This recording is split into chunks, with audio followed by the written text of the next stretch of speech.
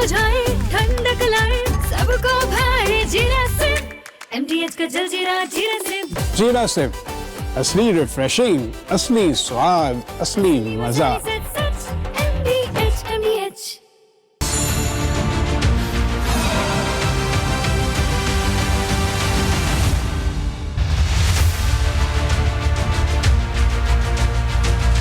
नमस्कार, मेरा नाम है मानव यादव और आप मेरे साथ देखना शुरू कर चुके हैं राष्ट्र सर्वोपरि। क्योंकि दर्शकों, राष्ट्र से बढ़कर कुछ भी नहीं है, लेकिन यह बात उन लोगों को समझ में नहीं आती जो अपने दिमाग में जिहादी सोच लेकर चलते हैं। समाज हो या फिर स्कूल, हर तरफ उनकी जिहादी सोच हावी हो जाती है।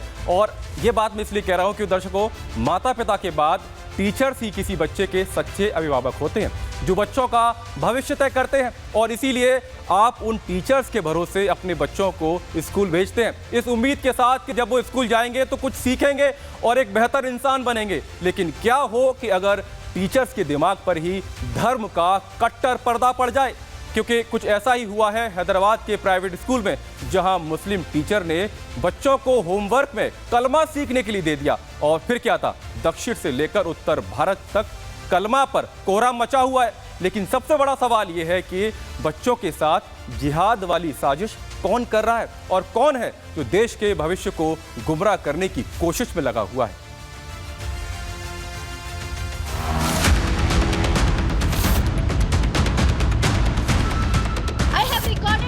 What you are telling right now, it is mandatory.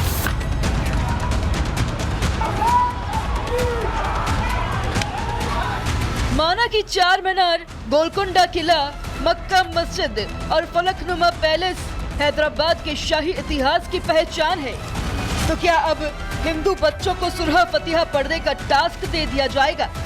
Not the reading Fateh, reading Kalma is not homework for our kids. That is completely unacceptable. जहां गूगल, माइक्रोसॉफ्ट और अमेज़न जैसी दुनिया की दिग्गज कंपनियों के दफ्तर हों, क्या वहां अब हिंदू बच्चों को कलमा सिखाया जाएगा? I have recorded what you are telling right now. It is mandatory and it is wait. Let me talk. And it is mandatory. Mahmood Ghaznavi और मोहम्मद गौरी हिंदू मंदिरों को तोड़कर हिंदुओं की आबादी को जबरन कलमा पढ़ाते थे, फिर हिंदुओं का धर्मांतरण करते थे। अलाउद्दीन खिलजी ने भी हिंदुओं के सामने दो विकल्प रखे थे, कलमा या मौत। फिरोज शाह तुगलक ने भी हिंदुओं को जजिया मुक्त करने के लिए कलमा पढ़ने का प्रस्ताव दिया था। सवाल ये है कि 21वीं सदी में भी कलमा वाली साजिश आखिरकार कौन रच रहा है?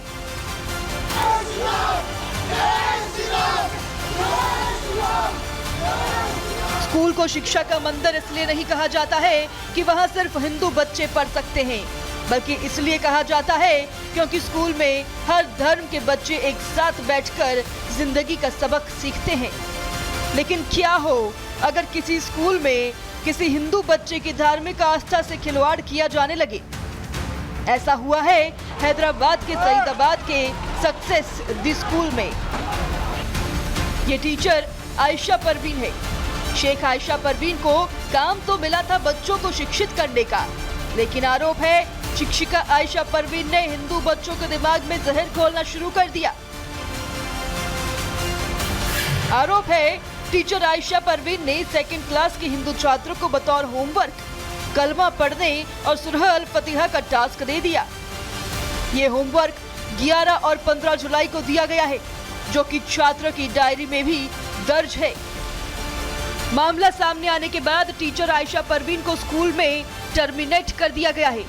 लेकिन हिंदू संगठन पूछ रहे हैं कि क्या हैदराबाद में जिहादियों का शासन स्थापित हो गया है? भाग्यनगर के अंदर जिस प्रकार से ये जो सॉफ्ट कन्वर्जन का बच्चों को टारगेट करके एक सुनियोजित षड्यंत्र चल रहा है, इसकी पोल खोलती ये होमवर्क की डायरी है। किस प्रकार से छोटे छोटे मासूम बच्चों को जिहादी इंजेक्शन लगाया जा रहा है, जिस तरह से कलमा नहीं फतिहा भी सिखाया जा रहा है। वो वीडियो भी शेयर किया मीडिया से कि जिसमें कि पेरेंट्स आकर के और स्कूल मैनेजमेंट को बता रहे हैं कि क्या हमें भी अब कलमा पढ़ना पड़ेगा। सवाल ये है कि टीचर आयशा परवीन ने क्या पहली बार ये महापाप किया है? क्या टीचर आयशा परवीन लगातार हिंदू बच्चों के दिमाग में जहर घोल रही थी? क्या टीचर आयशा परवीन किसी एजेंडे के तहत बच्चों को कलमा वाला होमवर्क दे रही थी? क्या टीचर आयशा परवीन को किसी कट्टरपंथी गिरोह से ऐसा करने के निर्देश मिल रहे थे? और सबसे बड़ा सवाल तो ये है कि कलमा कांड सिर्फ एक स्कूल में हुआ है या फिर हैदराबाद के दूसरे स्कूल भी जिहादी मानसिकता की चपेट में आ चुके हैं? पूरी की पूरी इन लोगों ने प्लानिंग करके रखी है कि छोटे बच्चे से लेकर बड़े बच्चे तक सबका इस्लामीकरण करना, क्योंकि इनकी सोच है भारत में रहकर भारत से गद्दारी करना, भारत में रहकर भारत से गजवा हिंद करना, भारत में रहकर इनकी ये सोच है। तो ये सोच को मजबूत करने वाला असदुद्दीन ओवैसी, मैं असदुद्दीन ओवैसी से पूछना चाहता हूं, तुम्हारे ही पार्लियामेंट क्षेत्र में हिंदुओं पर इतना अत्याचार हो रहा है, आज तुम्हारा मुंह क्यों बंद है? पेरेंट्स का आरोप है कि ऐसा पहली बार नहीं हुआ है, पहले भी टीचर ने इस तरह का होमवर्क दिया था। अब सवाल यह है कि अगर बार बार हिंदू छात्रों की धार्मिक आस्था से खिलवाड़ किया जा रहा था तो फिर स्कूल प्रबंधन मौन धारण करके क्यों बैठा था?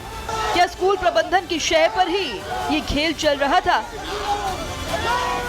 टीचर उसमें कुछ रीड करो बोल के लिखे गए थे, उसको छोटी चीज़ को बड़ी कर दिए। और वो क्या है, फिर पेरेंट ही आए, ठीक है सर टीचर को मत निकालिए, टीचर से पूछा कि गलती का होगा, 20 बच्चों में एक बच्चे को लिख दिया, उनको गलती से लिख दिए, ठीक है आप टीचर के पेट पे मत मारिए, मत निकालिए बोल के बोले। टीचर को हम ऑलरेडी टर्मिनेट कर दिए, निकाल दिए, उनका लेटर भी है। अब क्या है, पेरेंट फिर आके हमारे से बोले ठीक है सर जो भी हो गया बोल के बोले। अब ये छोटी चीज़ को क्या है, लोग बहुत बड़ा इशू कर रहे हैं, ये इशू गलत है, ऐसा नहीं करना चाहिए। गजब है, स्कूल में हिंदू बच्चों की कलमा क्लास चल गई और प्रबंधन कह रहा है कि इश्यू बहुत छोटा है। कलमा वाले होमवर्क को लेकर जबरदस्त बवाल मचा है। हिंदू संगठन सड़कों पर है और पूछ रहे हैं कि आखिर हिंदू आस्था के साथ खिलवाड़ करने का ब्लूप्रिंट कट्टरवाद की किस फैक्ट्री में तैयार हुआ है। Bureau report, Republic Bharat.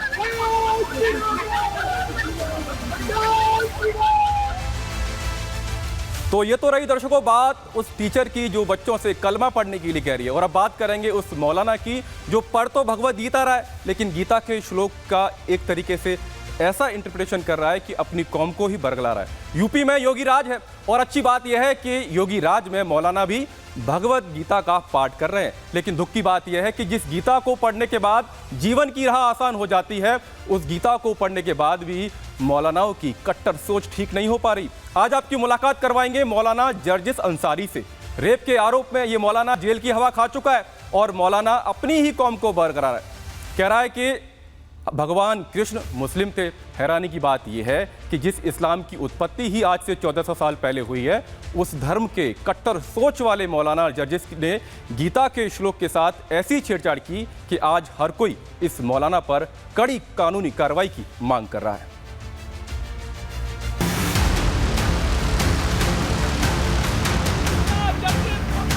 अगर बुरा न माने तो कृष्ण जी भी 5 वक्त की नमाज पढ़ा करते थे। क्या उत्तर प्रदेश के जहरीले मौलाना योगी राज में गीता का पाठ करने लगे हैं? योगी उज्जीत सततमात्मानं रहस्य स्थिता एकाकी अच्युतात्मा निराशीर परिग्रह,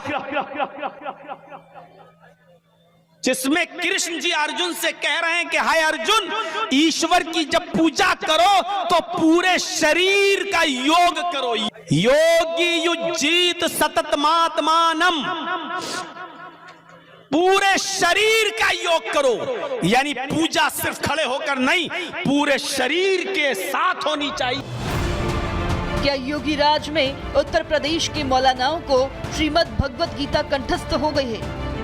कृष्ण जी अर्जुन से कह रहे हैं कि हाय अर्जुन, ईश्वर की जब पूजा करो तो पूरे शरीर का योग करो। योगी युज्जीत सततमात्मानं, पूरे शरीर का योग करो, यानी पूजा सिर्फ खड़े होकर नहीं, पूरे शरीर के साथ होनी चाहिए। ये उत्तर प्रदेश के इटावा का मौलाना जर्जिस है। मौलाना जर्जिस जब भी बोलता है तो 3 काम करता है। पहला, जुबान से जहर उगलना। दूसरा, सांप्रदायिक तनाव पैदा करना और तीसरा हिंदुओं के खिलाफ मुसलमानों को भड़काना। इस बार मौलाना जर्जिस ने करोड़ों लोगों की आस्था के केंद्र भगवान कृष्ण को लेकर जहर उगला है। कृष्ण जी भी 5 वक्त की नमाज पढ़ा करते थे। यकीन ना आए तो श्रीमद् भागवत गीता का 6वां अध्याय का 10वां मंत्र देख लीजिए।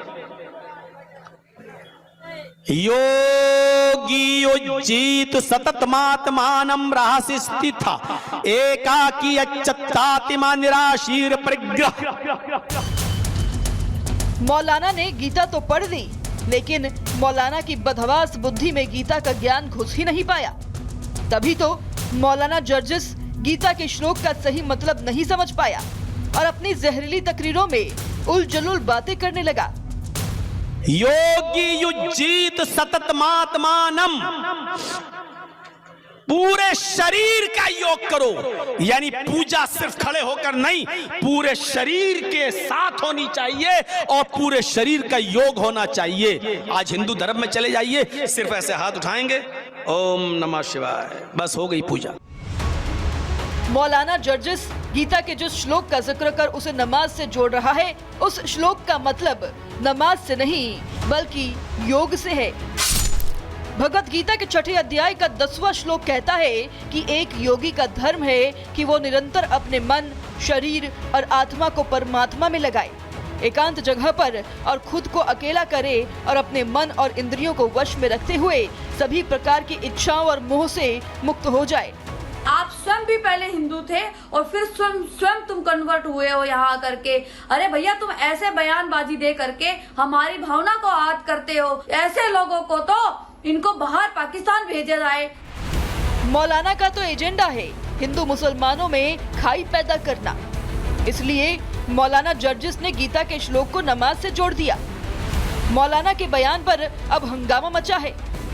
इटावा का एक मौलाना है, भगवान श्री कृष्ण को मुसलमान कहता है और गीता के श्लोक का अर्थ गलत बताता है। ऐसे मौलाना का जो जीभ काट के लाएगा उसको 10 लाख रुपए इनाम दिया जाएगा और ऐसे मौलाना के ऊपर देशद्रोह का मुकदमा दर्ज होना चाहिए। ऐसे मौलानों को हिंदुस्तान में कोई जगह नहीं होनी चाहिए। दरअसल मौलाना जर्जिस की बौखलाहट के 3 बड़े कारण हैं। मौलाना की बौखलाहट का पहला कारण है मथुरा में श्री कृष्ण जन्मभूमि मामले में हाथ लग रही निराशा। दूसरा कारण है साधु संतों द्वारा लगातार की जा रही हिंदू राष्ट्र की मांग और तीसरा बड़ा कारण है मुसलमानों के पूर्वजों के हिंदू होने वाले दावे। अरे मौलाना, भगवान श्री कृष्ण का जन्म तो 5000 वर्ष पहले आया है और तेरा जो इस्लाम मजहब है ये 1400 वर्ष पहले आया है। मौलाना के पहले जितने भी पूर्वज थे सभी सनातनी थे, तो भगवान श्री कृष्ण के बारे में जो गलत टिप्पणी कर रहा है, ऐसे मौलाना को तो पाकिस्तान भेज देना चाहिए। और सरकार से प्रार्थना है, ऐसे लोगों पर जब तक कठोर कार्रवाई नहीं होगी तब तक ये लोग मानेंगे नहीं।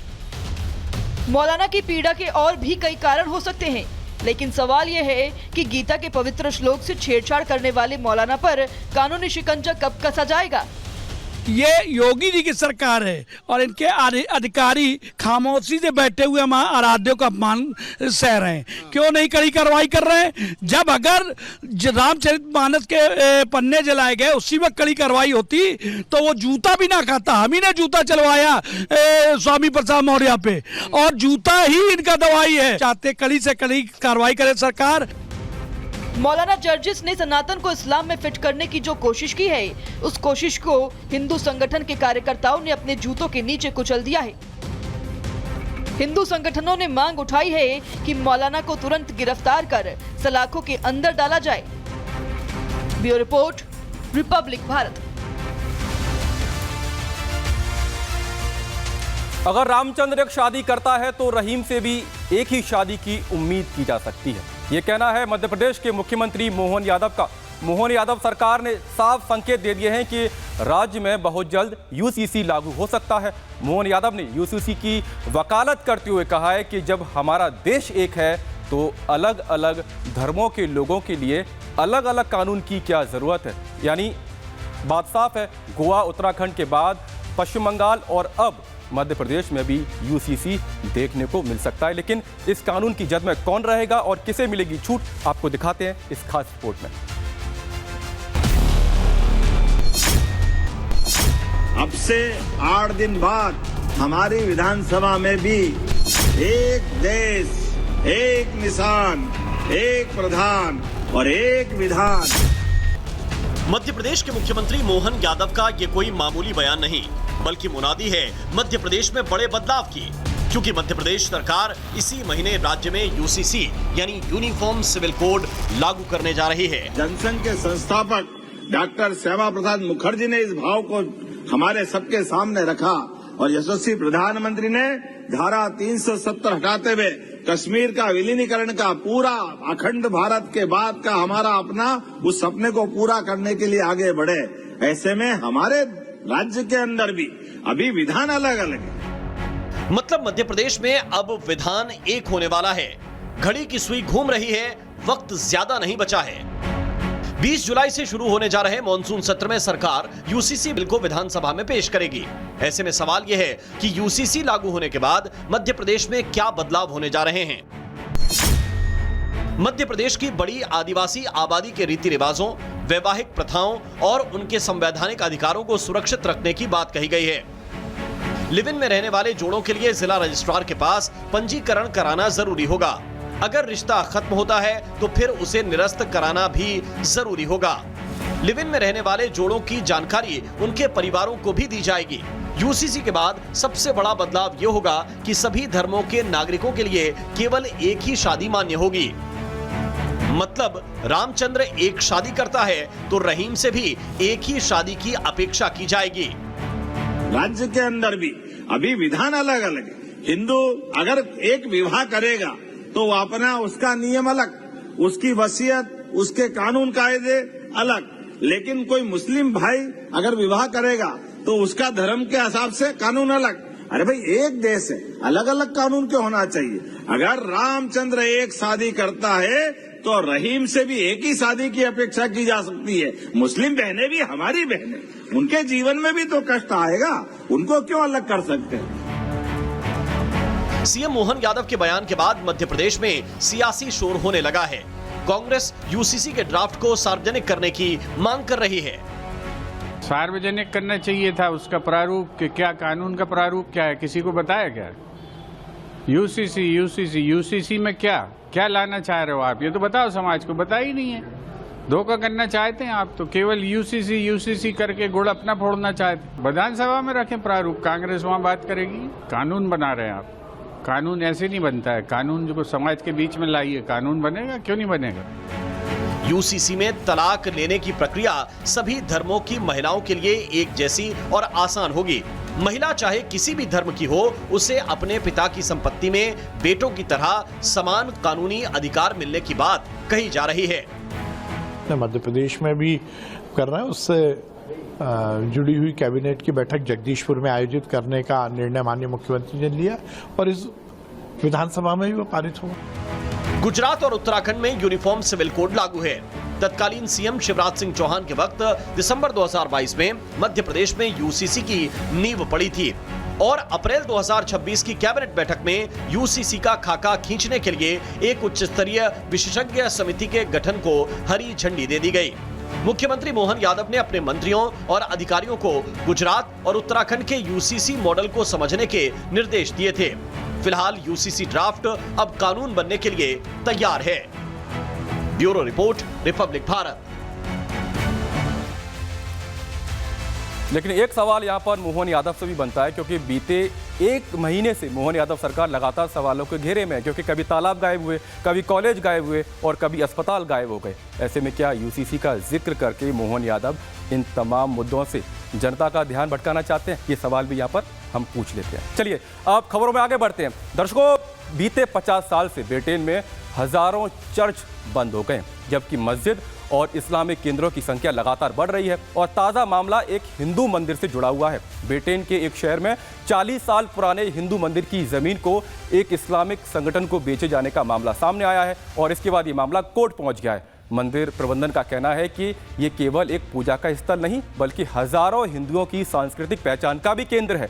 लेकिन सवाल यह है कि क्या ब्रिटेन की धार्मिक पहचान में बड़े बदलाव हो रहे हैं और ब्रिटेन में बढ़ती मस्जिदों और इस्लामिक केंद्रों की संख्या के पीछे कोई बड़ी साजिश है?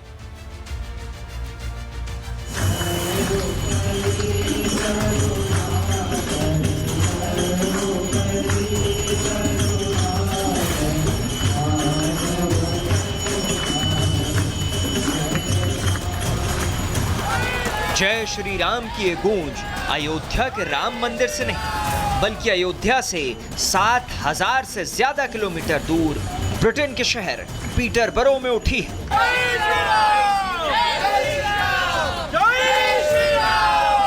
ये आगाज है ब्रिटेन में एक 40 साल पुराने हिंदू मंदिर के अस्तित्व को बचाने का।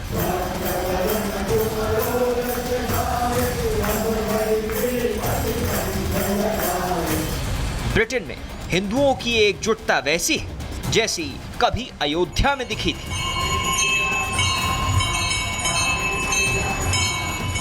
दरअसल पीटरबरो में 40 साल पुराने मंदिर और कम्युनिटी सेंटर की बिक्री पर विवाद हो गया है।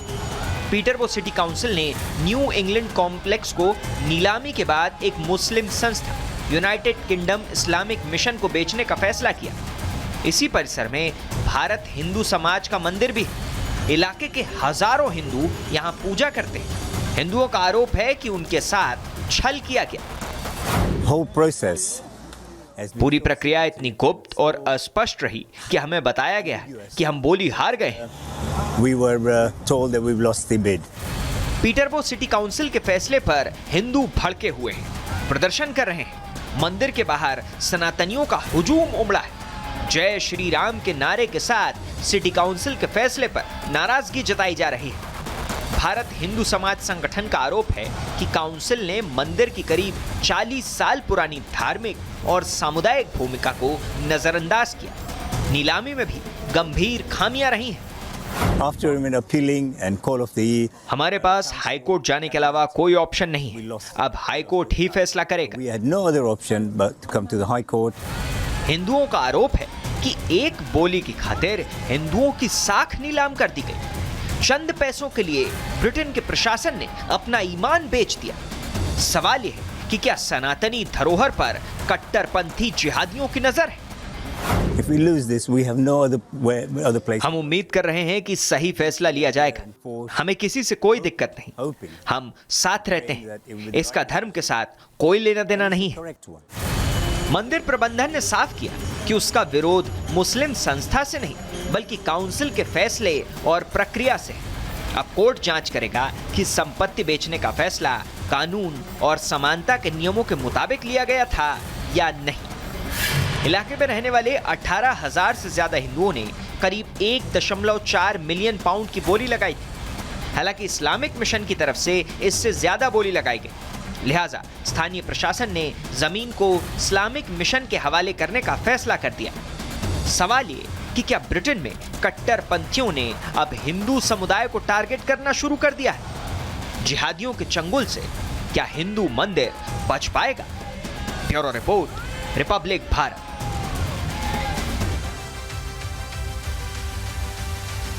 लेकिन यहाँ पर सवाल यह भी उठता है कि क्या ब्रिटेन की सरकार भी चाहती है कि उनके देश में मस्जिद और इस्लामिक केंद्रों की संख्या बढ़े? और ये सवाल इसलिए पूछ रहा हूँ क्योंकि बीते 50 साल में ऐसा हुआ है और सिर्फ मंदिर ही नहीं, चर्चों की संख्या भी वहाँ पर घटी है और इसीलिए बड़ा सवाल हो जाता है। तो दर्शकों, आज के लिए राष्ट्र सर्वोपरि में इतना ही। कल फिर आपसे मुलाकात होगी ठीक रात 8 बजे। तब तक के लिए बने रहिए रिपब्लिक भारत के साथ। नमस्कार।